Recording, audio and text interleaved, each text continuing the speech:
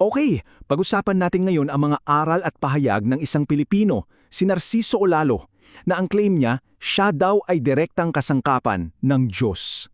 So, lahat ng ito nagsisimula sa isang napakadirektang linya, isang utos daw na galing mismo sa Diyos. At ito yung pinakapondasyon ng lahat ng susunod niyang sasabihin. So yun na nga, tatlong bagay. Pero ano-ano nga ba itong tatlong bagay na to na sinasabing hinihingi? Okay, so ayon sa turo niya, simple lang daw yung formula para sa kaligtasan. Tatlong hakbang lang. Number 1, pagsisisi. Yung totoong pagsisisi para sa mga kasalanan mo. Number 2, pagbabago. Hindi lang yung basta pagbabago ng gawa, kundi pati yung mga maling paniniwala mo, kailangan mong baguhin. And lastly, number 3, paniniwala. Yung buong buo, walang alinlangan. Pero bakit nga ba sobrang importante ng tatlong to?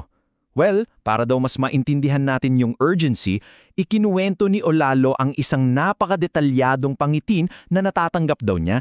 At dito nagiging mas malinaw ang lahat. Imagine this, sa vision niya, nakatayo daw siya sa tabi ng dagat. At yung dagat, grabe, punong-puno ng isda. Ang mga isdang ito, yan daw tayong lahat, ang buong sangkatauhan. At yung mga pain na nakakalat, yun naman daw yung mga mensahe at himala ng Diyos para magsilbing paalala sa atin. So ayan na nga, nangingisda siya sa vision na yon. Pero may napansin siyang kakaiba at medyo nakakabahala. 3 beses daw siyang humila ng bingwit at sa bawat hila, pareho ang nakukuha niya. Isang sako o isang bag na punong-puno ng isda. Pero may problema. Ayan, at yung problema, lahat ng isdang nahuhuli niya, patay na. So anong ibig sabihin ng mga patay na isda? Sila daw yung mga tao na huli na nung naniwala. Yung tipong nasa kabilang buhay na, saka lang nila na-realize yung katotohanan. Anong silbi nun, di ba? Huli na ang lahat para magsisi at magbago. Okay, so napaka-heavy ng vision na yon, di ba? Which brings us to the question, sino ba talaga itong si Narciso Olalo? Sino ba tong taong nagdadala ng ganito kabigat na mensahe?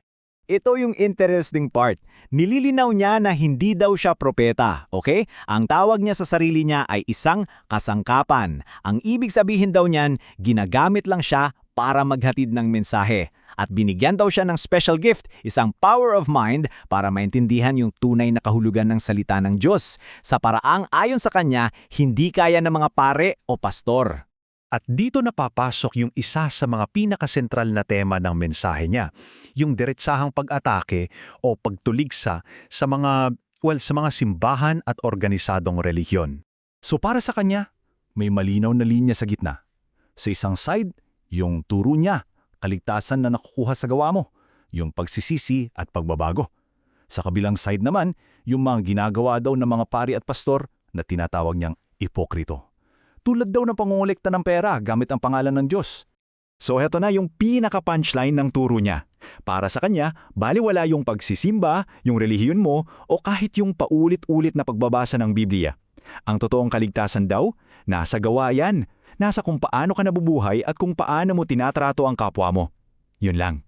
Siyempre kapag may ganito kang mga sinasabi, kailangan mo ng patunay, di ba? So, para suportahan ng mga claim niya, naglabas siya ng isang listahan, isang serya ng mga himala daw na ebidensya ng koneksyon niya sa itaas. At ano-ano yung mga patunay na to? Well, una, kaya niya raw magpagaling gamit lang yung boses niya. Pangalawa, nakikita niya daw yung mga kasalanan ng lahat ng tao, buhay ka man o patay na. Nakakapaghula din daw siya ng mga trahedya at kamatayan. At ito siguro yung pinakamatindi. For 12 years daw, walang sinumang pare, pastor o kahit media ang nakaharap sa kanya at napatunayang mali siya. Kaya naman, ito yung diretsong tanong at hamon niya sa lahat ng hindi naniniwala sa kanya. Sa harap ng lahat ng ebidensya na to, sabi niya, bakit niyo pa rin sinasabi na ako ay bulaang propeta? So, ayan na.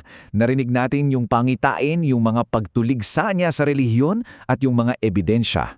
After all of that, ano yung pinaka-main point? Ano yung daan sa kaligtasan ayon sa kanya?